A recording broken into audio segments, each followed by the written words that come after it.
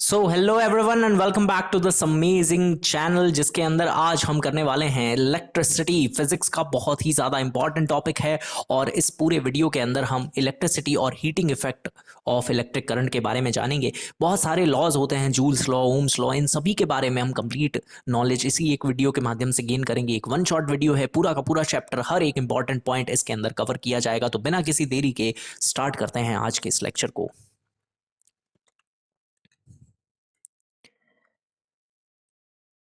सबसे पहले हम जानेंगे चार्ज के बारे में। चार्ज क्या होती है? किसी भी मैटर की इंटरनल प्रॉपर्टी होती है ये, ठीक है। एक मैटर यानी कि कोई भी चीज जो है वो एटम मैटर इन्हीं से बनी हुई है। इसकी अंदर की इंट्रिंसिक प्रॉपर्टी होती है। ये क्या करता है? हमेशा इलेक्ट्रोमैग्नेटिक फोर्स जनरेट करता है, यानी कि इनके अंदर पॉजिटिव और नेगेटिव चार्ज होते हैं। अब हमें जानना क्या है? हमेशा ये जान लो कि opposite charge attract each other and same charge repel each other. General सी बात है, इसको समझाने की जरूरत है क्या? मुझे बताओ। हाँ, अट्रैक्शन होगा? नहीं। अट्रैक्शन होगा? नहीं। अट्रैक्शन होगा? ज्यादा तेज हो रहा है।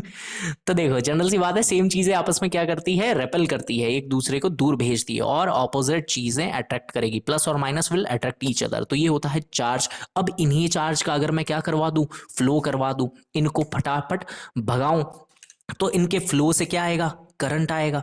तो जनरल सी बात है, करंट कैसे आता है? जब बहुत सारे चार्ज हैं। अरे भैया, एक तो जनरल सी बात ध्यान रखना, चार्ज जो होता है ना, चार्ज चार्ज जो होता है, कई सारे इलेक्ट्रॉन्स को ही चार्ज कहा जाता है, ठीक है।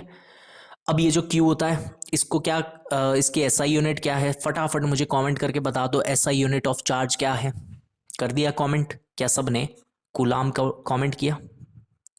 तब तो आपका आंसर बिल्कुल सही है, बहुत ही अच्छे बच्चे हो, शाबाश। ठीक है। इलेक्ट्रिक करंट क्या होता है? Flow of charge. ये जो चार्ज है ना, ये जो क्यू है, इस क्यू का आप एक यूनिट टाइम में फ्लो करवा दो। टाइम के साथ साथ फ्लो करवाओ, भगाओ इन चार्ज को, तब क्या होगा? करंट आएगा तार के अंदर चनाचन। कैसे? Flow of electric charge is called electric current. I is equals to Q by T. समझ गए? पर यूनिट टाइम में कैसे होता है? ऐसे होता है। ये देखो, टाइम चल रहा है, टाइम के साथ साथ क्या हो रहे हैं? चार्ज चल रहा है। तो flow of charge on time with respect to time, उसी को क्या कहा जाता है? इलेक्ट्रिक करंट कहा जाता है। अब ये जो करंट है, ये बह कैसे रहा है? ये करंट बह कैसे रहा है? अरे भाई, जब ये पूरी की पूरी पाइप थी, ये तो सीधी सीधी, मतलब पाइप क्या, तार था, इसमें तो इलेक्ट्रॉन सीधे सीधे चलने बैठे रहने चाहिए। ये भाग क्यों रहे हैं? आगे आगे क्यों चल रहे हैं? क्योंकि इनके अंदर हमने कुछ वर्क डन किया है, और वो वर्क डन मैं समझाऊंगा आगे। उससे पहले हम जान लेते हैं इलेक्ट्रिक सर्किट क्या होता है, सर्किट डायग्राम क्या होता है। ये वैसे तो बाद में डालना चाहिए था, स्लाइड में पहले डाल दिया गलती से। देखो, सर्किट डायग्राम क्या होता है? एक क्लोज लूप पाथ जिसके अंदर करंट चल रहा हो, उसी को क्या कहा जाता है? इलेक्ट्रिक सर्किट डायग्राम, ठीक है। इसको रिप्रेजेंट करना। तो ये पूरा का पूरा यहाँ पे क्या चल रहा है? एक इलेक्ट्रिक सर्किट बनाया गया है। यहाँ पे है एक बैटरी, बैटरी से क्या कर दिए? दो तार लगा दिए। आगे जाके एम मीटर। एम मीटर क्या होता है? करंट को नापने की मशीन। करंट को वैसे गैल्वेनोमीटर से भी नापा जाता है, काफी सारी मशीन्स होती है, बट वो बहुत कम अमाउंट के करंट को नाप पाता है, इसलिए हम आइडियली एम मीटर का यूज करते हैं। एम मीटर हमेशा किस में होता है? सीरीज में होता है। एम मीटर किस में लगता है? सीरीज कनेक्शन के अंदर लगता है। वहीं पे ही ये जो वोल्ट मीटर लगा रखा है हमने साइड में, ये जो है वोल्ट मीटर, ये वोल्ट मीटर किस में लगता है? पैरेलल कनेक्शन में। क्योंकि पैरेलल में क्या होता है? आपके वोल्टेज सेम रहता है। तो वोल्ट मीटर किस में लगता है? पैरेलल में लगता है। ये लगेगा पैरेलल के अंदर, ठीक है। ये किसको नाप रहा है? पोटेंशियल डिफरेंस को। यानी ये जो V है, ये किसको रिप्रेजेंट करता है? पोटेंशियल डिफरेंस को। ये क्या है? रेजिस्टेंस है। ये रेजिस्टर क्या होता है उसके बारे में बताएंगे। वायर क्या होता है, ये सब आपको पता ही है, पर मैं फिर भी बताऊंगा। तो ये पोटेंशियल डिफरेंस, यही है सबसे ज्यादा इंपॉर्टेंट। इसी की वजह से हमारे जो आराम से बैठे बैठे तार थे, जिसके अंदर बढ़िया बढ़िया इलेक्ट्रॉन्स थे, हैं, अकेले बैठे थे आराम से, ये एकदम से चन चन करके भागने क्यों लगे? उसके पीछे का कारण यही है, जो कि है पोटेंशियल डिफरेंस। जो हमने कहा ना, फ्लो ऑफ चार्ज, ये फ्लो ऑफ चार्ज हुआ क्यों? क्यों होता है फ्लो ऑफ चार्ज? वही है potential difference. There should be a flow, sorry, there should be a difference for flow to occur. कैसे? ये एक पाइप है, एक सिंपल एग्जांपल के थ्रू आपको समझाते हैं। ये एक पाइप है भैया, ठीक है। इस पाइप में है पानी, पानी पानी पानी पानी पानी पानी। ये पानी भर दिया हमने इस पाइप में। अब ये एकदम आराम से बैठा है बेचारा, हिल डुल ही नहीं रहा। पर हमने कहा मजा नहीं आ रहा, क्यों ना इसको टेढ़ा कर दें। टेढ़ा करते ही इसमें से पानी धड़ धड़ धड़ धड़ धड़ धड़ करके बाहर आ जाएगा। आएगा भाई पानी। क्यों आया पानी बाहर? क्योंकि आपने डिफरेंस क्रिएट कर दिया। अच्छा खासा आइडल स्टेट में बैठा था, वैसे ही आपके तार होते हैं, ये आइडल स्टेट में बैठे रहते हैं। एकदम से तुमने क्या कर दिया? वर्क डन कर दिया, कुछ काम कर दिया तुमने। क्या काम कर दिया? पाइप को टेढ़ा कर दिया। टेढ़ा करते ही फ्लो स्टार्ट हो गया। ऐसा ही इसमें होता है, आपने कुछ ना कुछ काम किया, काम करते क्या हो गया? फ्लो स्टार्ट हो गया। कैसे हो गया फ्लो स्टार्ट? अरे भैया देखो, जनरल सी बात है, जैसे तुम बिजली विभाग को पैसे देते हो, किस लिए पैसे देते हो? ताकि वो इलेक्ट्रॉन्स दे दे? नहीं, इलेक्ट्रॉन्स तो पहले से तार के अंदर है। इलेक्ट्रॉन क्या है? एटम की प्रॉपर्टी है, एटम के अंदर होते हैं वो चीजें तो पहले से, यानी कि इलेक्ट्रॉन्स तो पहले से हैं हर जगह पे। पर वो अंधे हैं बेचारे, आंख नाक मुंह टांग कुछ है नहीं उनका, बैठे हैं अपनी जगह पे, बैठे रहने दो। फिर एकदम से ही तुमने कहा यार मजा नहीं आ रहा, एसी नहीं चल रहा, लाइट नहीं चल रही, टीवी नहीं चल रहा, मोबाइल नहीं चल रहा, लैपटॉप नहीं चल रहा, वरना हम लेक्चर कैसे देखेंगे? तो आपने बिजली विभाग को फोन लगाया कि भैया कुछ काम करो, काम करने के पैसे देते हैं तुम्हें, तो ये लो पैसे। पैसे दिए, उन्होंने क्या किया? काम किया। काम किस पे किया?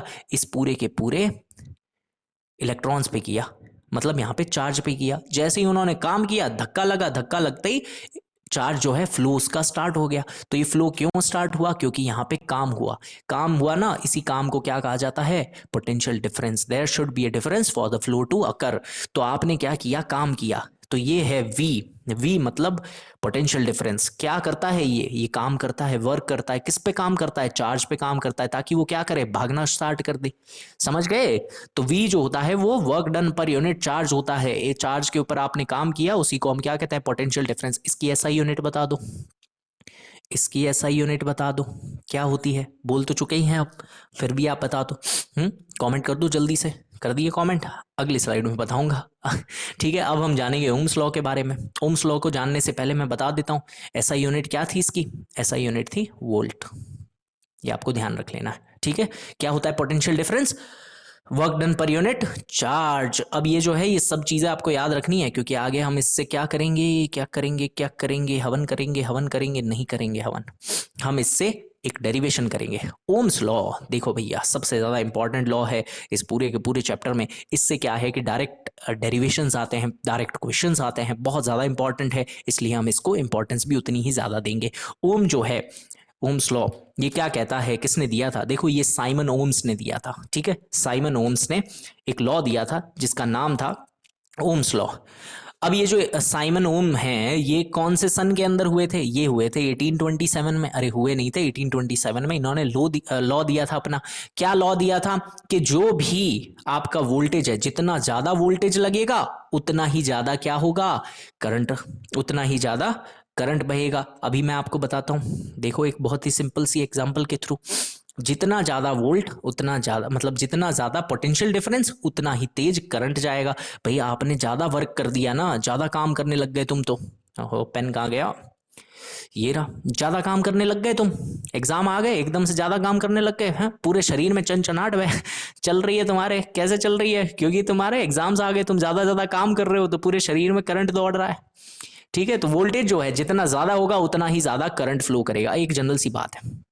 ये बढ़िया लाइन लगी हुई है, मंदिर है, अयोध्या का राम मंदिर है, ठीक है? अब हो क्या रहा है? बहुत सारी भीड़ है, बहुत सारे लोग आ गए। अब बहुत सारे लोग आ गए तो सबको दर्शन करना है, सबको दर्शन करना है, तो सभी काम कर रहे हैं। क्या काम कर रहे हैं? आगे चलने का, आगे चलने का काम कर रहे हैं। धक्का मुक्की हो रही है क्योंकि भीड़ बहुत हो गई है। सबको दर्शन करना है, सब के सब काम पे आ गए। और वो काम क्या कर रहे हैं? इस दरवाजे को पार करके अंदर जाके दर्शन करना है। अब दर्शन करना है तो जितने ज्यादा लोग उतना ज्यादा काम, जितना ज्यादा काम उतना ज्यादा क्या हो रहा है? करंट, मतलब करंट की बात नहीं कर रहे, उतना ज्यादा क्या हो रहा है? यहाँ पे प्रतिरोध भी पैदा हो रहा है। कैसे हो रहा है? आपस में धक्का मुक्की लग रही है। बहुत ज्यादा लोग अगर काम करने आ चुके हैं तो आपस में टकराएंगे, गर्मा गर्मी होगी, धक्का मुक्की होगी। तो इसी को हम क्या कहते हैं? रेजिस्टेंस कहते हैं। अब ये रेजिस्टेंस कैसे आ रहा है? ये आ रहा है प्रोपोर्शनलिटी का साइन हटाते ही। आपको एक चीज याद रखनी है, साइंस में ये जो प्रोपोर्शनल होता है, मतलब ये इस पर डिपेंडेंट है, इस पर डिपेंडेंट है। ये अगर बढ़ेगा तो ये भी बढ़ेगा, ठीक है? क्योंकि ये डायरेक्ट है ना, आमने सामने है, तो ये बढ़ेगा तो इस पे भी इफेक्ट पड़ेगा। अब ये जैसे ही प्रोपोर्शनलिटी हटता है तो एक कांस्टेंट जरूर देता है। प्रोपोर्शनल का साइन हटा, यहां पे कांस्टेंट आ गया। अब इसको याद कैसे रखना है? जनरल सी बात है भाई, पुराने टाइम में जैसे वीर शिवाजी थे, क्या कहते थे? ओम। ठीक है, वीरों की बोली है ओम। ओम है ना, ओम, ये वाला ओम। ये क्या है, वीर लोग बोलते थे पहले, ओम बोलते थे वीर लोग। शिव जी क्या कहते हैं, ओम नमः शिवाय, है ना, वीर है ना, इसलिए ओम। वीर लोग क्या कहते हैं, ओम कहते हैं, इसलिए ओम श्लोक क्या है, वीर। जनरल सी बात है, सिंपल है, कोई दिक्कत तो नहीं आ रही इसमें। आर क्या होता है, रेजिस्टेंस होता है भाई, जनरल सी बात है। जितना ज्यादा तुम क्या कर रहे हो, वर्क करने की कोशिश कर रहे हो, उतना ही ज्यादा उसमें बाधा भी आएगी भाई। जितने ज्यादा लोग काम करेंगे उतना ही उसमें क्या होगा, टकराव होगा, ऑपोजिशन आएगा। ऑपोजिशन आएगा तो उसमें उसी को ही हम क्या कहते हैं, रेजिस्टेंस कहते हैं। अब बात करते हैं कि ओम्स लॉ का एक्चुअल डेफिनेशन क्या है, ये तो मैंने बता दी, इसमें यही सेम चीज लिखी हुई है और कुछ नहीं है। ओम्स लॉ का फॉर्मूला क्या है, ये रहा, V equals to I R, voltage find करने के लिए V equals to I R, current find out करने के लिए I equals to V by R, और यहां पे वोल्टेज लिख दिया, रेजिस्टेंस लिखना है, ठीक है। रेजिस्टेंस फाइंड करने के लिए R equals to V by I. अब बात करते हैं कि ये जो रेजिस्टेंस है ये क्या होता है। उससे पहले रेजिस्टेंस तो मैं बता दिया ना, यही होता है, ठीक है। रेजिस्टेंस क्या होता है, मेजर ऑफ ऑपोजिशन। कोई भी करंट चल रहा है, उसके आपके सामने क्या लग रहा है, ऑपोजिशन जो लग रहा है, आपस में इलेक्ट्रॉन्स टकरा टकरू के क्या कर रहे हैं, अपने आप को मतलब आगे जाने से थोड़ा थोड़ा रोक रहे हैं, बाधा जो लग रही है, ऑब्स्टिकल जो आ रहा है, उसी को आप क्या कहते हो, रेजिस्टेंस कहते हो। अब देखो ये जो रेजिस्टेंस है ये किस किस पे डिपेंड करता है उसके बारे में जानते हैं। एक सिंपल सी बात बताओ, एक सिंपल क्वेश्चन तुमसे पूछते हैं कि ये तुम हो, ये हो तुम, ठीक है। अब तुम बैंक में गए, मम्मी ने कहा बैंक में जाओ भैया पैसे जमा करवाओ, करवाने चले गए तुम। यहाँ पे क्या है, यहाँ पे तुम्हें एक मैडम जी दिख गई, मैडम जी दिख गई, सुंदर सी मैडम दिख गई, तुम्हारे मुंह पे आ गई चमकान जय बड़ी सी, हे। अब ये जो लाइन है ये छोटी लाइन है, कई लोग खड़े हैं यहाँ पे, बहुत सारे लोग खड़े हैं, खड़े रहने तो कोई दिक्कत नहीं है, लाइन है छोटी सी लाइन। फैक्टर्स बता रहा हूं, पहले हम लेंथ की बात कर लेते हैं। अब एक और, अगले दिन तुम गए, खुश खुश गए, मैडम जी तुम्हें पता था आती है, मैम रोज आती है, वो यहाँ पे बैठी हैं, मैडम जी देख के तुम हो गए खुश एकदम, अरे वाह आज तो नए कपड़े में है। अब प्रॉब्लम क्या हो गई, बहुत ज्यादा लाइन लंबी है। अब मुझे एक जनरल सी बात बताओ, तुम्हें कम जोर किस में आएगा, क्या तुम इस लाइन को पार करने में तुम्हें कम टाइम लगेगा या कम मेहनत लगेगी, या इस लाइन को पार करने में ज्यादा मेहनत लगेगी या कम मेहनत लगेगी, मुझे बताओ पहले से, कि फर्स्ट लाइन के अंदर तुम्हें ज्यादा टाइम लगेगा, ज्यादा मेहनत लगेगी, या फिर सेकंड लाइन के अंदर ज्यादा मेहनत लगेगी। कमेंट करके बताओ ज्यादा मेहनत किस में लग रही है, 1 या 2 में। अगर जिन जिन बच्चों ने कमेंट किया है 2 तो बिल्कुल सही है भाई, जितनी ज्यादा लंबी लाइन उतनी ही ज्यादा क्या हो रहा है, बाधा आ रही है, उतना ही ज्यादा ऑपोजिशन फेस करने को मिल रहा है कि नहीं मिल रहा है। यानी कि जो रेजिस्टेंस है वो डायरेक्टली प्रोपोर्शनल है किसके, लेंथ के। जितनी ज्यादा लंबी लेंथ लाइन की उतना ही ज्यादा क्या हो रहा है, बाधा आ रही है, देर से पहुंच पा रहे हैं। मैडम जी का वेट करते करते थक गए हम, पसीने पसीने हो गए, पर ये लाइन कंप्लीट नहीं हो रही है। तो ये क्या है, रेजिस्टेंस डायरेक्टली प्रोपोर्शनल है किसके, लेंथ के। अब एक और सिंपल सा एग्जांपल देते हैं, तुम राम मंदिर वापस पहुंच गए, पिछली बार जब तुम गए थे तब क्या था, एक छोटा सा यहाँ पे पैसेज था, ये राम मंदिर है, छोटा सा पैसेज था, छोटा पैसेज था तो प्रॉब्लम क्या हो रही थी, ज्यादा लोग आ रहे थे, कम जगह के अंदर धक्का मुक्की हो रही थी, धक्का मुक्की हो रही थी तो लोग देर से पहुंच रहे थे, आपस में लड़ ले रहे थे। जैसे ही गेट खोल रहे थे, अरे भाई धक्का कहां से आ रहा है, धक्का कहां से आ रहा है, ओ भाई ओए किसने मारा मेरे को, किसने मारा मेरे को, ये टांग के नीचे से कौन जा रहा है। ये करते तुम लड़ाई लड़ाई के अंदर ही रह गए और दर्शन में टाइम बहुत लग गया, 2-4 घंटे तक तुम्हारा नंबर नहीं आ रहा। इस बार तुम जब गए, मॉडिफिकेशन हुआ, बीजेपी की सरकार वापस आ गई, उन्होंने क्या कर दिया कि पैसेज को बड़ा करवाओ, दरवाजे बड़े बड़े लगवाओ, ज्यादा से ज्यादा लोगों का दर्शन हो। अब तुम मुझे सिंपल सी बात बताओ, जब एरिया कम था तब तुम्हें ज्यादा मेहनत लगेगी, या एरिया ज्यादा था तब ज्यादा मेहनत लगेगी। ये फर्स्ट सिनेरियो है, ये सेकंड सिनेरियो है। बताओ मुझे जल्दी से कमेंट करके कि ज्यादा मेहनत किस में लगेगी, इस वाली एरिया के अंदर लगेगी या इस एरिया के अंदर ज्यादा मेहनत लगेगी, बता दो। तो जनरल सी बात है, ज्यादा मेहनत किस में लग रही है, इसमें। जितना एरिया बड़ा उतने आराम से तुम क्या कर रहे हो, जा पा रहे हो, जितना एरिया छोटा उतना ही मुश्किल से तुम क्या कर पा रहे हो, जा पा रहे हो वहां पे। समझ गए इतनी सी बात को। तो एक सिंपल बात तुम्हें पता चली कि सर जितना एरिया बढ़ रहा है उतनी बाधाएं कम होती जा रही है, जितना एरिया बढ़ता है सॉरी एरिया की बात कर रहे थे ना। जितना एरिया बढ़ता है उतनी बाधाएं क्या हो रही है, कम हो रही है। यानी कि इनमें तो इनवर्स रिलेशन है, एक ज्यादा हो रहा है तो एक कम हो रहा है। इनवर्स को कैसे दिखाएं सर? तो इनवर्स को दिखाया जाता है इस तरीके से, 1/a। एरिया जितना बड़ा उतनी ही रेजिस्टेंस कम हो रही है। इन दोनों को हम कंबाइन कर दें, बिल्कुल कर दें। इन दोनों को जैसे ही आपने कंबाइन किया और आपको मिलेगा क्या, R is proportional to L by A. अब आपने कहा है कि सर जब भी ये साइन हटता है तो कुछ ना कुछ कांस्टेंट आता है, इसमें क्या आएगा सर? तो इसमें आता है रो लो। रेजिस्टेंस इज इक्वल्स टू रोला। ये क्या है सर? ये क्या आ गया? ये है खूंटी जैसा उल्टा क्वेश्चन मार्क, ये कैसे आ रहा है? तो इसका मतलब है रजिस्टिविटी, ये होती है रजिस्टिविटी। अब सर ये क्या नई चीज ले आए? रजिस्टिविटी और रेजिस्टेंस दोनों सेम सेम साउंड कर रहे हैं, डिफरेंस क्या है? तो अभी आपको बताते हैं। रेजिस्टेंस एक्सटर्नल प्रॉपर्टी है। रेजिस्टेंस किस पे डिपेंड कर रही है भैया? सीधे के सीधे विभवांतर पे, यानी कि पोटेंशियल डिफरेंस पे। जितना ज्यादा पोटेंशियल डिफरेंस हो रहा है रेजिस्टेंस भी उतनी ज्यादा बढ़ रही है ना? जितनी ज्यादा लेंथ हो रही है उतनी ही ज्यादा रेजिस्टेंस बढ़ रहा है। पर क्या रेजिस्टिविटी डिपेंड करती है लेंथ वगैरह पे? अभी आपको बताते हैं क्या है ये रेजिस्टिविटी। देखो रेजिस्टेंस के बारे में तो हम सब कुछ समझ गए, ये सब है रेजिस्टेंस के बारे में। डायरेक्टली प्रोपोर्शनल है लेंथ के, directly proportional nature of conductor, nature को ही रेजिस्टिविटी कहा जाता है। ठीक है, टेम्परेचर पे भी है, ये एक इंपॉर्टेंट पॉइंट है। अब मुझे जनरल सी बात बता दो, अगर टेम्परेचर ज्यादा होगा, कमेंट करके बताना, टेम्परेचर ज्यादा होगा तो रेजिस्टेंस ज्यादा होगी या कम होगी? तो रेजिस्टेंस ज्यादा होगी या कम होगी, ये मुझे कमेंट करके आप बताएंगे। तब तक मैं आपको बताता हूं रजिस्टिविटी क्या होती है। देखो रजिस्टिविटी जो होती है ना, वो इंटरनल प्रॉपर्टी है। ये वैसे रजिस्टर के बारे में बताया हुआ है कि एक वायर जो है उसके अंदर इलेक्ट्रॉन्स का चार्ज फ्लो जो है वो सीधा सीधा कैसा रहता है, और रजिस्टर आते ही ये देखो धीरे हो गया। ठीक है, तो ये धीरे धीरे करने के लिए लगाया जाता है रेजिस्टेंस, यानी बाधाएं डाल रहे हो आप। अब मैं आपको बताता हूं कि रजिस्टिविटी क्या होता है। देखो दो तरह के तुमने तार ले लिए, दो तार ले लिया।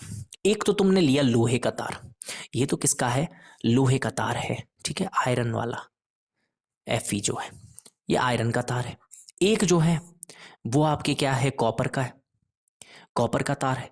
आपने कहा कि सर हो क्या रहा है, इसमें भी इलेक्ट्रॉन्स हैं और इसमें भी इलेक्ट्रॉन्स हैं। पर जब हमने दोनों में बैटरी लगाई तो इससे तो करंट बहुत तेज तेज आ रहा है और इससे करंट धीरे आ रहा है। ऐसा क्यों हो रहा है सर? ऐसा क्यों हो रहा है? तो यही है भैया रेजिस्टिविटी, क्योंकि कॉपर की रेजिस्टिविटी क्या है? कम है as compare to iron. Iron की क्या है? ज्यादा है रेजिस्टिविटी। देखो कुछ बच्चे ऐसे होते हैं, इतने नालायक होते हैं कि उनको भैया मार दो, पीट दो, उनको सूत दो पर वो पढ़ते नहीं है, और पढ़ेंगे भी तो कम ही पढ़ेंगे, कम ही पढ़ते हैं। तो ये आयरन उनमें से एक है। ये इसकी इंटरनल प्रॉपर्टी, क्योंकि उनकी इंटरनल प्रॉपर्टी है नहीं पढ़ना। आप उनको डांटो, फटकारो, जलील करो, उनको समझाओ, उनको बताओ कि पूरे जीवन के अंदर कुछ नहीं होगा पढ़ने से, ये वो, आप बिना पढ़े नहीं हो पाओगे सक्सेसफुल। पर फिर भी वो क्या करते हैं? उतना ही कम ही पढ़ते हैं। और कुछ लोग इतने मोटिवेटेड होते हैं, उनको कुछ कहने की जरूरत नहीं है। उनको कह दो कि ये वाला टॉपिक आज हम करवाएंगे, बिना कहे घर जा रहे हैं, पढ़ के आ रहे हैं, रिविजन कर रहे हैं, नोट्स बना रहे हैं अच्छे से। वो उनकी क्या है? इंटरनल प्रॉपर्टी है। तो रजिस्टिविटी एक इंटरनल प्रॉपर्टी है किसी भी मटेरियल की, जो क्या करवाती है? जो फ्लो करवाती है। किसका फ्लो करवाती है? चार्ज का फ्लो करवाती है, बिना बाधा दिए या ज्यादा बाधा दिए। वो उनकी प्रॉपर्टी है भाई, कितनी रेजिस्टेंस क्रिएट करना है। तो एक जनरल सी बात है, आपको ये बात समझ आ गई। ये इसकी मैथमेटिकल डेफिनेशन हो गई। कैसे?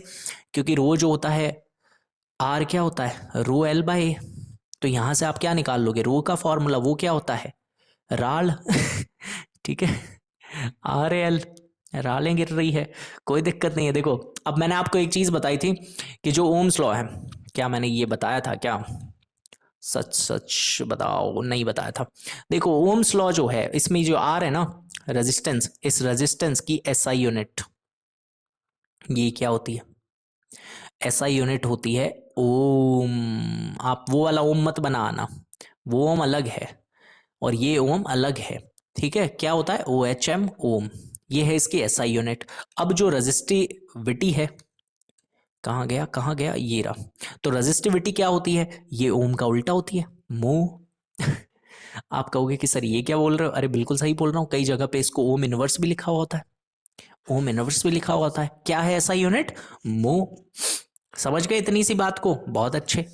अब बढ़ते हैं आगे की तरफ। कुछ ऐसे रजिस्टर्स होते हैं जो ओम्स लॉ को फॉलो करते हैं, कुछ ऐसे होते हैं जो ओम्स लॉ को फॉलो नहीं करते हैं। तो उनका ग्राफ कैसा बनता है वो आपको बता देते हैं। जो रजिस्टर्स ओम्स लॉ को फॉलो करते हैं उसको ओमिक रजिस्टर कहा जाता है। क्या कहा जाता है? Ohmic conductors. ऐसे कंडक्टर्स जो क्या करते हैं, आपके ओम्स लॉ को फॉलो करते हैं। तो उनका ग्राफ कैसा आता है? लीनियर आता है एकदम। जब वोल्टेज और करंट का वी ग्राफ बनाया जाता है तो लीनियर ग्राफ आता है। और कुछ ऐसे होते हैं जो फॉलो नहीं करते तो उनका ग्राफ क्या होता है? लीनियर नहीं आता है, कर्व्स आते हैं उनके अंदर।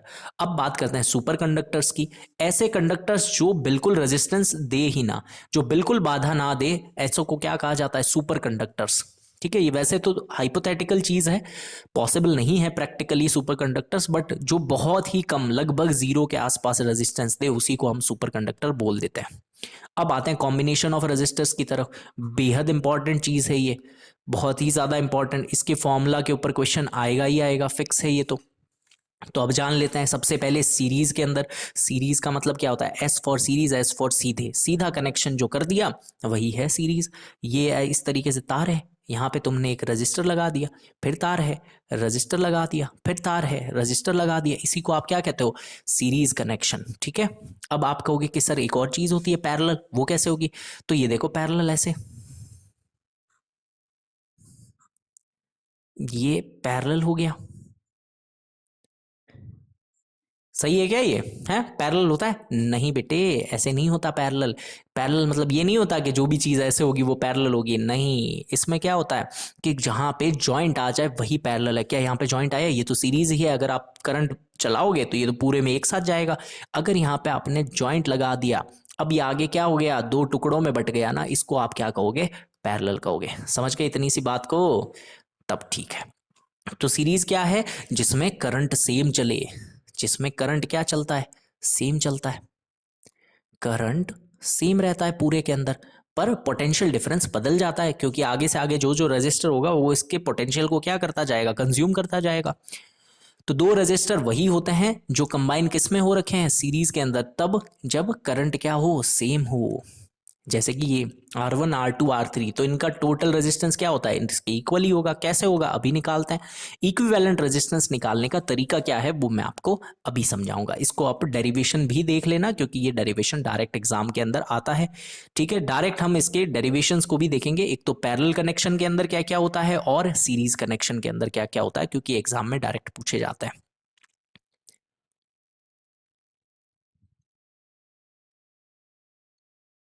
अब इनके डेरिवेशन में तुम्हें याद क्या रखना है? मैंने एक चीज आपको बताई थी कि सीरीज अगर है तो उसमें करंट क्या होता है? सेम होता है।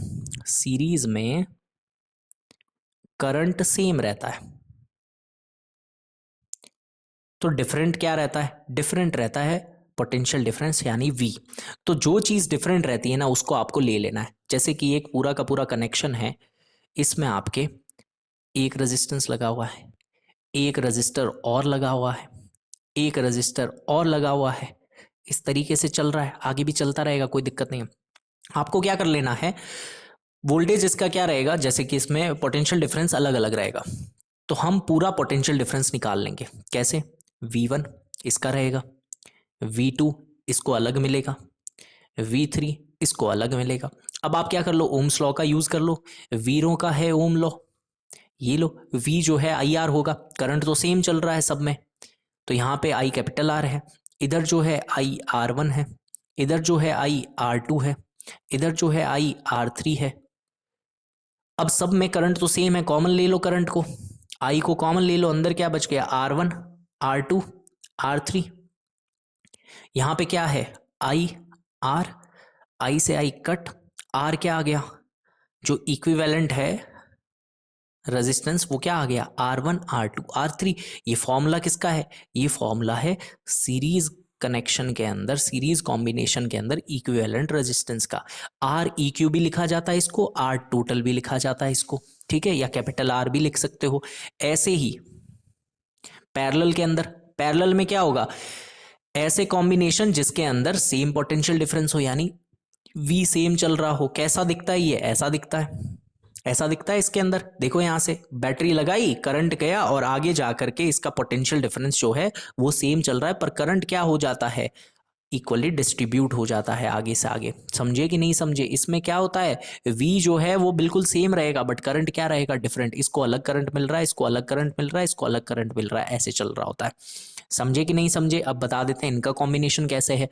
तो देखो ध्यान से, ये सब के सब हैं, ऐसे ऐसे चल रहे हैं, 1 2 3, ऐसे ये चल रहा है। चलने दो चलने दो, कोई दिक्कत नहीं है, आगे से आगे चलने दो। अब ये R1 है, ये R2 है, ये R3 है। जो चीज़ डिफरेंट होती है बस उसी को ही लेना है। आपको टोटल क्या चाहिए, I चाहिए। इसमें अलग चल रहा है, इसमें अलग चल रहा है, इसमें अलग चल रहा है। ठीक है, आपको सिर्फ ध्यान रखना है जो चीज़ डिफरेंट है उसी को आपको लेना है, डेरिवेशन अपने आप बनता जाएगा। V equals to I R formula है। अब यहां से I क्या आ गया, R/V आ गया। ये यहां से आ गया, यहां पे रख दो R/B। इधर क्या हो जाएगा, उल्टा लिख दिया क्या मैंने V/R होता है ना, उल्टा लिख दिया। अभी सही कर देते हैं, अभी सही करके देता हूं, ये लो। यहाँ पे क्या हो जाएगा, V/R हो जाएगा। ये हो गया, ठीक है। तो ये क्या हो जाएगा, V/R, ये R इक्विवेलेंट है। यहाँ पे क्या है, V/R1, V/R2, V/R3। सबसे V कॉमन लेके काट दिया तो बचा क्या, 1/R इक्विवेलेंट। वो क्या होगा, 1/R1, 1/R2, 1/R3। यही फॉर्मूला है। अगर और ज्यादा हो तो क्या करना है सर, आगे से आगे चलता जाएगा ऐसे ही। समझ गए? पैरेलल के अंदर आर जो है वो नीचे आता है, पी फॉर पाँव, पाँव कहाँ होता है, नीचे, तो आर भी कहाँ आएगा, नीचे। पैर, पी से पाँव, र से रेजिस्टेंस, दोनों ही क्या रहेंगे पैरेलल के अंदर, नीचे रहेंगे। ये आपको याद रख लेना है। अब देखो ईएमएफ और टर्मिनल वोल्टेज क्या होता है। ईएमएफ मतलब the potential difference between the two terminals of a cell. एक बैटरी जो होती है ना, बैटरी बैटरी बैटरी, इसके जो दोनों टर्मिनल्स होते हैं इनके बीच में जो पोटेंशियल डिफरेंस होता है, बैटरी क्या करती है, पोटेंशियल डिफरेंस विभव का ही काम करती है। कैसे, कभी किया होगा ना बचपन में एक्सपेरिमेंट, बैटरी लिए और उसके अंदर ऐसे बल्ब लगा के जला दी होंगे, दिमाग की बत्ती जलाई होगी तुमने, है ऐसे बल्ब लगा के जला रहे होंगे, खुद को इंजीनियर समझ रहे होंगे। तो कैसे हो रहा है, क्योंकि बैटरी क्या करती है, पोटेंशियल डिफरेंस जनरेट करती है। क्यों करती है, क्योंकि उसी से ही क्या होगा, इस तार के अंदर पड़े पड़े इलेक्ट्रॉन्स भागेंगे, वर्क डन करेगा।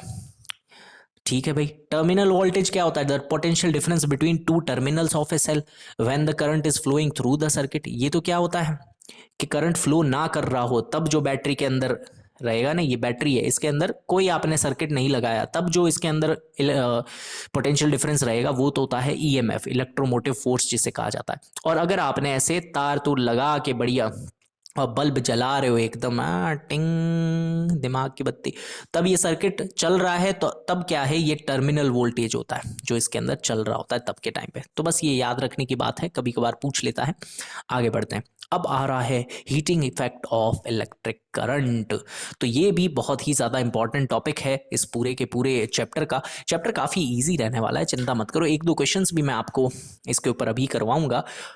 और करते हैं स्टार्ट। हीटिंग इफेक्ट जिसका हम बहुत ही भरपूर फायदा उठाते हैं। कैसे फायदा उठाते हैं, देखो करंट जब भी चलेगा ना तो उसमें क्या होगी, गर्मा गर्मी होगी। कैसे होगी गर्मा गर्मी, जैसे कि एक लाइन के अंदर आप जा रहे थे, हैं लाइन में जा रहे थे, बढ़िया दर्शन करने थे, पर प्रॉब्लम क्या हो गई, ज़्यादा भीड़ की वजह से धक्का मुक्की हो गई। धक्का मुक्की हुई तो गर्मा गर्मी हो गई, अरे भाई धक्का कैसे मार रहा है, अभी रुक तेरे को देख लूंगा, तू मंदिर क्या देखेगा, तुझको मैं देख लूंगा। और क्या हो गया, माहौल गर्म हो गया। ऐसा ही माहौल इलेक्ट्रॉन्स भी क्या कर देते हैं, गर्म कर देते हैं आपस में टकरा टकरा के। तो उस गर्मी का तुम बहुत फायदा उठाते हो। कैसे उठाते हो, अरे भैया हीटर यूज करते हो, हैं हीटर यूज करते हो, पानी की रॉड यूज करते हो, गीजर यूज करते हो, उसके बिना तो नहाते ही नहीं होगे। तुम तो नहाते ही नहीं हो, छोड़ो पर नहाते भी हो तो ठंडे पानी से तो तुम नहाओगे नहीं, गर्म पानी से ही नहाते होगे। अभी सर्दियां हैं तो गर्म पानी से नहाते होगे। तो ये जो है ना, आप जो हीटर यूज कर रहे हो, जो गीजर यूज कर रहे हो, चाहे पानी की रॉड यूज कर रहे हो, ये सभी heating effect of electric current का ही फायदा उठा रहे हो तुम। कैसे उठा रहे हो अभी बताते हैं। देखो, हीटिंग इफेक्ट समझने से पहले तुम्हें यह समझना पड़ेगा कि तुम फायदा कैसे उठा रहे हो। पहला फायदा तुम उठा रहे हो, जैसे कि हीटर यूज कर लिया। पुराने टाइम में हीटर आते थे, आजकल तो पता नहीं है यूज करते भी हैं कि नहीं करते हैं। उसमें ऐसे ऐसे ऐसे ऐसे ऐसे कॉइल्स लगी हुई होती थी, ऐसे कॉइल्स होती थी बहुत सारी। अब ये कॉइल्स किसकी होती है? ये होती है नाइक्रोम की। नाइक्रोम क्या है सर? ये होता था नाइक्रोम। नाइक्रोम एक अलॉय है, किससे बना हुआ है? निकल और क्रोमियम से बना हुआ है। निकल और क्रोमियम का अलॉय है। इसका क्या फायदा होता है? इसका मेल्टिंग पॉइंट बहुत हाई होता है। इसका मेल्टिंग पॉइंट क्या होता है? हाई होता है। उसके साथ ऑक्सीडाइज नहीं होता है ये। ऑक्सीडाइज नहीं होता। ऑक्सीडाइज बहुत होता तो है ही, देखो हर चीज होती है, बट ये बहुत कम होता है। इस वजह से इसकी जो कॉइल्स होती है वो लंबी चल पाती है। जितना ज्यादा मेल्टिंग पॉइंट, यानी पिघलता नहीं है, तो इसके अंदर क्या होगा? करंट फ्लो कर रहा है, गर्म हुए जा रहा है, पर ये पिघलता नहीं है, इसलिए सर्किट कंप्लीट रहता है। ऐसे ही एक फ्यूज होता है। फ्यूज लगाया जाता है। क्यों लगाया जाता है? क्योंकि घरों के अंदर 220 वॉट की एनर्जी सप्लाई हमें चाहिए 50 हर्ट्ज की फ्रीक्वेंसी के ऊपर। ठीक है। अब कई बार क्या होता है, ऊपर नीचे हो जाए भाई, करंट तेज आ गया एकदम से, तो हम क्या करते हैं, यहाँ पे फ्यूज लगा देते हैं। फ्यूज में एक छोटा सा वायर होता है।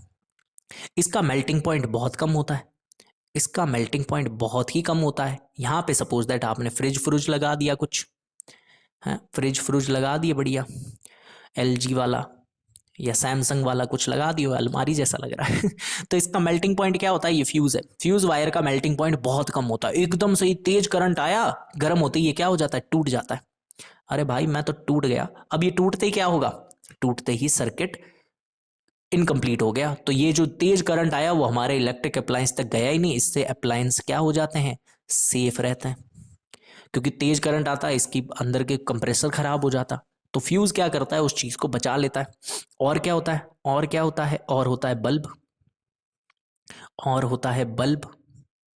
बल्ब जो है ना, एकदम सूर्य वाले बल्ब आते थे पहले एकदम चमका देते थे वो पूरे घर को। आजकल तो नहीं आते, पर फिर भी कोई भी बल्ब हो, मोबाइल हो, बैटरीज हो, उसको आप जब यूज करते हो तो गर्म हो जाते हैं। अब ये जो बल्ब है ना, सूर्य वाला बल्ब, इसके अंदर क्या होता था? इसके अंदर एक फिलामेंट लगा हुआ होता था। ऐसे करके दो डंडी होती थी, इसमें यहाँ पे यूं करके ऐसे फिलामेंट लगा हुआ होता था। ये फिलामेंट सर किसका है? ये है टंगस्टन का। ये है टंगस्टन का। अब ये जो टंगस्टन है, ये है क्या? इसका मुझे पहले तो ये बताओ, इसका केमिकल सिंबल क्या है? इसका सिंबल क्या है? ये कमेंट करके बताओ पहले तो मुझे। अब इसका सिंबल जो है वो टीजी मत कमेंट कर देना, क्योंकि इसका सिंबल डब्ल्यू होता है। डब्ल्यू डब्ल्यू इसको याद करने का तरीका बताऊं क्या? ये जो है ना, ये ऐसे डब्ल्यू के शेप में ही लगा हुआ होता है। आप जब देखोगे ना, कभी पुराने बल्ब तुम्हें दिखेंगे, ये लगभग डब्ल्यू के शेप में ही लगा हुआ होता है। ये टंगस्टन होता है। अब इसकी क्या फायदा है? इसका भी मेल्टिंग पॉइंट क्या होता है? बहुत हाई होता है। Melting point very high. ये गलता ही नहीं है। इसको लावा के अंदर, धधकते जलते लावा के अंदर डाल दो, ये नहीं जलता, मतलब पिघलता नहीं है। इस वजह से क्या होता है? बल्ब लंबे लंबे टाइम तक चलता रहता है। समझ गए? अब बात करते हैं जूल्स लॉ के बारे में। अब जूल्स लॉ को भी समझने से पहले एक स्लाइड मुझे चाहिए थी, वो यहां मिलेगी नहीं। चलो कोई बात नहीं, एक बार इसको हटाते हैं। जूल्स लॉ हीट के बारे में बात कर रहा है। अब देखो, हीट जो होती है वो क्या होती है? हीट एक एनर्जी है। हीट क्या है? एनर्जी है। हीट एनर्जी होती है ना, हीट एनर्जी है। एनर्जी जो होती है वो क्या होती है? पावर पर यूनिट टाइम। ठीक है, अरे sorry, power into time. Energy क्या होती है? कितनी देर तक काम कर रहे हो, कितनी देर तक पावर लगा रहे हो, उसी को कहते हैं। समझ गए इतनी सी बात को? और पावर क्या होती है उसके बारे में जानते हैं। देखो, पावर होता है work done upon time. Work done per unit time is known as power. यही होता है। अब जो वर्क है, वर्क जो है, मैंने आपको ये नहीं सिखाया था क्या? मैंने आपको पीछे वाली स्लाइड में ये नहीं सिखाया था कि जो पोटेंशियल डिफरेंस होता है, ये क्या होता है? Work done upon unit charge होता है। V is equals to W by Q होता है। ये मैंने सिखाया था। क्या यहां से ये वर्क डन को सब्सटीट्यूट नहीं कर दे? क्या हम यहां से ये वर्क डन को सब्सटीट्यूट नहीं कर सकते? ये W की वैल्यू जो है यहां से उठा करके इसमें रख दें तो काम बन जाएगा। W की वैल्यू यहां से क्या आ रही है? W की वैल्यू आ रही है वी क्यू। ये डेरिवेशन है, इंपॉर्टेंट चीजें बता रहा हूं सारी की सारी, डायरेक्ट डेरिवेशन आ जाते हैं। W की वैल्यू क्या आ गई? V Q. यहां पे रख दो। P is equals to V Q by T. आप कहोगे सर ये क्यू टी जो दिख रहा है ना मुझे, ये क्यू टी हमने देखी हुई लग रही है कहीं पे। ये जो क्यू टी है ये तो हमने देख रखा है, इसको तो हम करंट कहते थे। तो इसका मतलब ये जो क्यू बाई टी है ये तो आई है, यानी कि पावर क्या आ गई, अब ये पावर नहीं रही है, अब ये क्या बन गई है, इलेक्ट्रिक पावर बन गई है। क्योंकि सारा फॉर्मूला किसका चल रहा है, इलेक्ट्रिक चीजों का चल रहा है, तो इलेक्ट्रिक पावर हो गई। ठीक है, तो P क्या हो गया, वी आई। अब ये जो P की वैल्यू है वो यहां पे रख दो, हीट एनर्जी में रख दो पावर की वैल्यू, तो ये क्या हो जाएगा, वी आई टी। तो ये है हीट, हीट वीट ऐसा कहता है ना, हीट वीट। कई बार देखो लड़कियां इस चीज को समझ सकती है, वैक्स वीट जो होती है वो वैक्स वीट आता है ना, ऐसा कुछ आता होगा। वैक्स क्या होता है, गरम गरम हीट करके लगाता है ना उसको, गर्मा गर्म वीट लगाओ, हीट वीट। तो ऐसे आपको याद रख लेना है कि पावर का फॉर्मूला क्या होता है, इस तरीके से वी आई टी। इसके अलावा इसका फॉर्मूला क्या बन सकता है, क्या हमने ये नहीं पढ़ रखा, V equals to I R, ohm's law. वीर लोग क्या कहते थे, ओम नहीं कहते थे क्या, तो वी की वैल्यू आई आर है, वो यहां पे रख दो, वो यहां पे रख दो।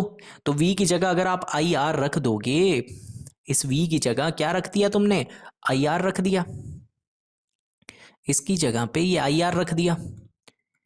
और यहां पे और क्या पड़ा था, और क्या पड़ा था, अरे और ये नहीं पड़ा था आई टी। तो इससे क्या हो गया, दो दो आई हो गए, आई स्क्वायर लग गया, आर और टी आ गया साथ में। तो हीट का फॉर्मूला क्या बन गया, आई स्क्वायर आर टी। ये भी एक फॉर्मूला है। इसके अलावा आप और क्या रख सकते हो, आप आई का फॉर्मूला भी रख सकते हो यहां से। आई क्या हो जाएगा, वी बाय आर, तो इसको भी यहां पे रख सकते हो। तो हीट का एक और फॉर्मूला भी निकल के आ सकता है, वो क्या निकल के आ सकता है, जैसे ही आपने आई का फॉर्मूला रख दिया वी बाय आर, तो V square T by R, ऐसा बन गया। ये सब के सब क्या है, सेम ही तो फॉर्मूला है, बस रिप्रेजेंट करने का तरीका अलग अलग हो गया है। समझ गए इस चीज को, यहां से एक ये हो गया, एक सेकंड कॉल आ गया फिर से।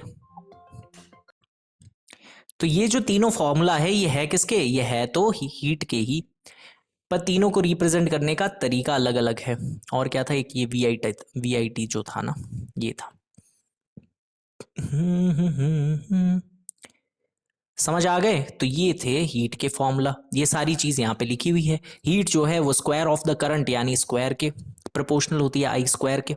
हीट क्या होती है, रेजिस्टेंस के डायरेक्टली प्रोपोर्शनल होती है, डायरेक्टली प्रोपोर्शनल है आर के। और क्या होती है, टाइम के डायरेक्टली प्रोपोर्शनल होती है, जितने ज्यादा टाइम तक पावर करते रहोगे उतनी ज्यादा हीट जनरेट होती रहेगी। जितनी देर तक आपने रॉड या इस्त्री इस चीज को ऑन रख दिया उतनी ज्यादा वो क्या होती जाती है, गर्म होती जाती है। समझ गए इस चीज को, यहाँ पे सारे के सारे इंपॉर्टेंट पॉइंट्स और फॉर्मूलाज लिखे हुए हैं, एक बार इनको गो थ्रू कर सकते हो। आई की वैल्यू, आई का जो फॉर्मूला था क्यू बाई टी, क्यू जो होता है एन ई होता है, पोटेंशियल डिफरेंस क्या होता है, वर्क डन अपॉन चार्ज होता है, वी इक्वल्स टू क्या होता है, आई आर होता है, आर जो है resistance rho L by A है, resistance in series R one plus R two by R three है। ये सारे नोट्स जो है इसकी पीडीएफ मैं आपको प्रोवाइड कर दूंगा, दिए गए नीचे लिंक के अंदर, लिंक दिया गया है डिस्क्रिप्शन के अंदर। ठीक है, उसको आप ज्वाइन कर लेना। व्हाट्सएप के अंदर आपको ये पूरी की पूरी पीडीएफ मिल जाएगी, जिसमें ये दो पेजेस बहुत ही ज़्यादा इंपॉर्टेंट है। रेजिस्टेंस पैरेलल में क्या होता है, वन बाय आर, ये पी जो है इसका मतलब टोटल है। ठीक है, ये टोटल जो है, यहाँ पे मैं वैसे तो इक्विवेलेंट लिखने वाला था, पता नहीं आर पी लिख दिया मैंने। तो one by R one, one by R two, one by R three, इस तरीके से हीट के फॉर्मूला जो है सारे के सारे यहाँ पे मैंने बता रखे हैं। इसके अलावा पावर, पावर के बारे में अभी तक मैंने आपको नहीं बताया है, तो वो मैं आपको बता देता हूँ अभी। एक सेकंड होल्ड करना। चलो पावर जो है वो मैं आपको यहाँ पे समझा देता हूँ कि होता क्या है। देखो पावर तो वैसे आप समझ चुके हो, इलेक्ट्रिक जो आपके हाउस होल्ड कंजम्पशन की इलेक्ट्रिक यूनिट है उनके बारे में अभी हम समझेंगे कि घर पे जो बिजली आती है उसके बारे में क्या क्या चीज़ें आपको ध्यान में रखनी है। देखो पावर हमें पता है क्या होता है, वर्क डन अपॉन में टाइम होता है, और उसी के साथ हमारी जो घर पे जो इलेक्ट्रिसिटी आती है, कमर्शियल यूनिट ऑफ इलेक्ट्रिसिटी जिसे कहा जाता है। कभी आपने घर के बिजली के बिल देखे हैं क्या तुमने, वैसे तो तुमसे उम्मीद थोड़ी कम ही है, पर अगर देखे हो तो तुम्हें शायद पता होगा। अगर तुमने देखे हो तो ये पता होगा, कमर्शियल यूनिट ऑफ जो एनर्जी होती है वो होती है 1 यूनिट, ऐसे बिजली यूनिट्स में आती है। अरे भैया कलर बदलो, 1 यूनिट, ये 1 यूनिट क्या होता है, 1 किलोवाट होता है। और कितने में, किलोवाट इंटू आर होता है, ऐसे KWH होता है। 1 यूनिट मतलब 1 किलोवाट इंटू आर। अब कई बार ये क्वेश्चन कहा जाता है कि 1 किलोवाट आर को जूल के अंदर बताओ, जूल के अंदर बताओ। तो कैसे बताना है, बड़ा सिंपल है, बड़ा ही सिंपल है। कैसे, 1 किलोवाट का मतलब 1000 वाट, आर का मतलब 60 मिनट 60 सेकंड यानी 3600। तो ये क्या हो गया, 3 और 2 5 जीरो हो गए, तो 10⁻5 हो गई। 6 6 क्या हो गया, 36 हो गया। 36 इंटू 10⁻5 है। स्टैंडर्ड क्या कहता है, एक डिजिट के आगे पॉइंट लगाओ, एक के आगे पॉइंट लगाएंगे तो 10 की पावर क्या हो जाएगी 6। क्या किया है मैंने, 10 की ही मल्टीप्लाई, 10 का ही डिवाइड। तो ये तो क्या हो गया, पावर ऐड हो गई, इसमें क्या हो गया 0.6 लग गया। तो 3.6 इंटू 10⁻6 इतने जूल क्या होता है, 1 यूनिट के अंदर होता है। ये आपके, ये भी चीज कंप्लीट कर दिया हमने। समझ गए इतनी सी बात, ये आपको ध्यान रख लेना है, ये है इंपॉर्टेंट पॉइंट। क्या मैंने वीडियो अनपॉज कर दिया था, बिल्कुल कर दिया था। तो इसी के साथ इलेक्ट्रिसिटी के सारे कॉन्सेप्ट होते हैं कंप्लीट। आई होप आपको मजा ही आ गया होगा। पूरी जो भी चीजें हैं वो सब की सब इसके अंदर मैंने कंप्लीट कर दी है। पावर क्या होता है, work done upon time, P क्या होता है वी आई, पावर क्या होता है आई स्क्वायर आर, पी क्या होता है वी स्क्वायर बाय आर, सारे फॉर्मूलाज मैंने इसके अंदर करवा दिए हैं। ऐसा यूनिट आपको बतानी थी तो वो भी सब यहाँ पे कवर है। करंट क्या होता है, एम्पियर उसकी यूनिट है, पोटेंशियल डिफरेंस की वोल्ट है, चार्ज का कूलाम है, टाइम की सेकंड है, रेजिस्टेंस की ओम है, पावर किस में मेजर की जाती है, वॉट में मेजर की जाती है। बट घर की जो बिजली होती है वो किलो वॉट के अंदर क्यों मेजर की जाती है, क्योंकि वॉट बहुत ही कम होता है, उससे हमारे अप्लायंसेज नहीं चलते हैं। रजिस्टिविटी रो होती है, उसकी यूनिट SI ओम मीटर भी निकाली जा सकती है। कैसे निकाली जाती है, क्योंकि रजिस्टिविटी क्या होती है, क्या होती है, क्या होती है, L/A। एल भी क्या होता है, मीटर, ये क्या होता है मीटर स्क्वायर, 1 मीटर से 1 मीटर कट गया। आर क्या होता है, ओम होता है, डिवाइड का मीटर है, मल्टीप्लाई में जाएगा ओम इंटू मीटर। ठीक है, समझ गए, समझ गए। सब चीजें इसमें बता रखी है, मेजरिंग डिवाइसेस क्या क्या है, वोल्ट मीटर क्या क्या है, ओम मीटर क्या क्या है। अब इसके बाद जो है एक और चीज आप याद रखें, इलेक्ट्रॉन चार्ज जो है उसका पूरा का पूरा एक इलेक्ट्रॉन के अंदर कितना चार्ज होता है, 1.6 इंटू 10⁻⁻19 कूलाम चार्ज होता है। 1 किलोवाट क्या होती है, ये यहाँ पे मैंने चेंज करके बता दी थी। 1 एम्पियर 1000 माइक्रो एम्पियर, ये तो चलो इतना कोई इंपॉर्टेंट नहीं है। 1 किलोवाट 1000 वाट होती है, 1 हॉर्स पावर 746 वाट होती है, ये न्यूमेरिकल्स में काम आएगा। इसके बाद हम करेंगे लेट्स अटैक ऑन क्वेश्चंस, वो सब के सब हम करेंगे नेक्स्ट वीडियो के अंदर। अगर आपको ये वीडियो पसंद आया है तो आपको नेक्स्ट वीडियो भी बिल्कुल पसंद आएगा, और उसको आप देख सकते हैं यहाँ पे क्लिक करके जब मैं उस वीडियो को अपलोड कर दूंगा। तो मिलते हैं नेक्स्ट वीडियो के अंदर। आई होप आपको ये सेशन बहुत ही मजेदार लगा होगा। सारे इलेक्ट्रिसिटी के कॉन्सेप्ट और जितनी भी चीजें, सारे इंपॉर्टेंट लॉज सब के सब इसके अंदर कवर कर दिए गए हैं। धन्यवाद प्यारे बच्चों, मिलते हैं नेक्स्ट वीडियो के अंदर। वीडियो अगर पसंद आया है तो लाइक जरूर करें, नए अगर आए हैं चैनल पे तो सब्सक्राइब जरूर करें, और कोई भी आपका दोस्त जिसको इस चैप्टर को पढ़ने में प्रॉब्लम आ रही है तो उसके साथ ये वीडियो शेयर जरूर करें। तो धन्यवाद प्यारे बच्चों, बहुत बहुत आभार। मिलते हैं अगले वीडियो में।